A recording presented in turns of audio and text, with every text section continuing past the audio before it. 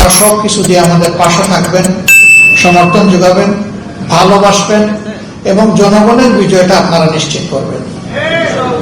অতীতের মতো কোনো নির্বাচনী ইঞ্জিনিয়ারিং আমরা দেখতে চাই না এবং আসলে আমরা একবারই এটা বরদাস্ত করবো না ইনশাআল্লাহ।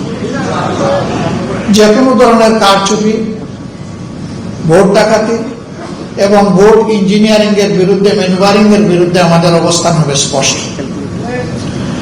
এদেশের যে যুব সমাজ তিনটা নির্বাচনে ভোট দেওয়ার বয়স হওয়া সত্ত্বেও একটা ভোটও দিতে পারল না, আমরা তাদের ভোটটা নিশ্চিত করতে চাই। যুব সমাজ, তোমাদের ভোট তোমরা দেওয়ার জন্য ঘর থেকে বের হয়ে আসবা এবং তোমাদের ভোটের হিসাব নিয়ে তোমরা ঘরে ফিরবা।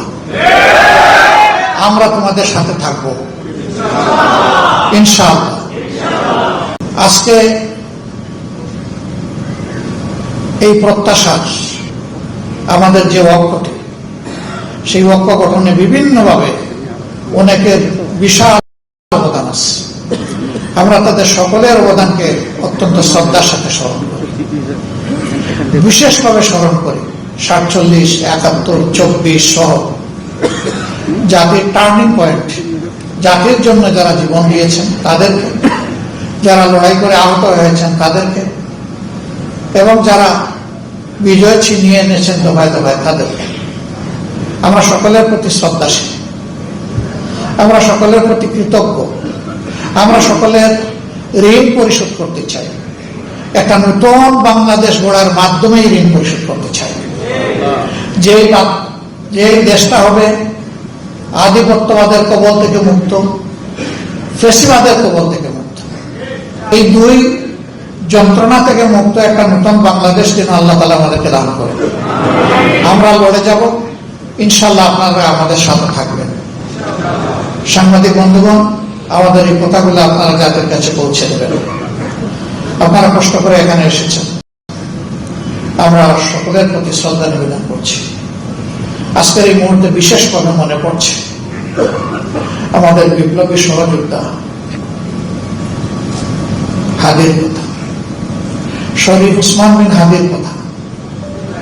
সে ছিল বাংলাদেশের জনগণের জীবন্ত কণ্ঠ।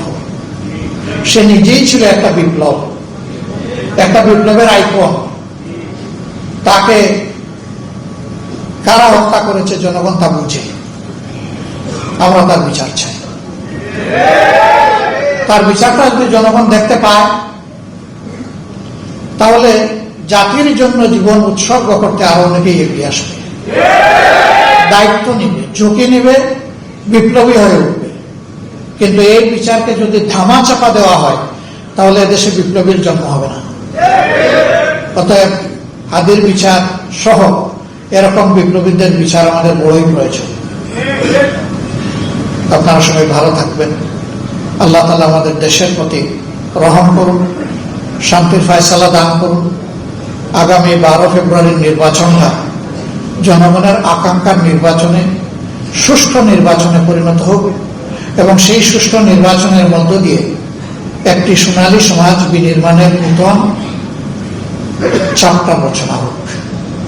এ পর্যায়ে আমি অনুরোধ করব, দলগুলোর মধ্যে যে সমস্ত আসনে নিশ্চিতভাবে আমরা একমত হয়ে সবাই বন্টন করেছি, এখানে কেউ কাউকে সিট দেয় নাই। আমরা সবাই বসে সমঝোতা এবং আলাপ আলোচনার ভিত্তিতে আমরা এই সিদ্ধান্ত নিয়েছি। আগেই বলা হয়েছে যে এই সিদ্ধান্তের পরে যাকে যেখানে দেওয়া হয়েছে তারা আমাদের 11 দলের এবং প্রত্যাশার দেশবাসীর ক্যান্ডিডেট।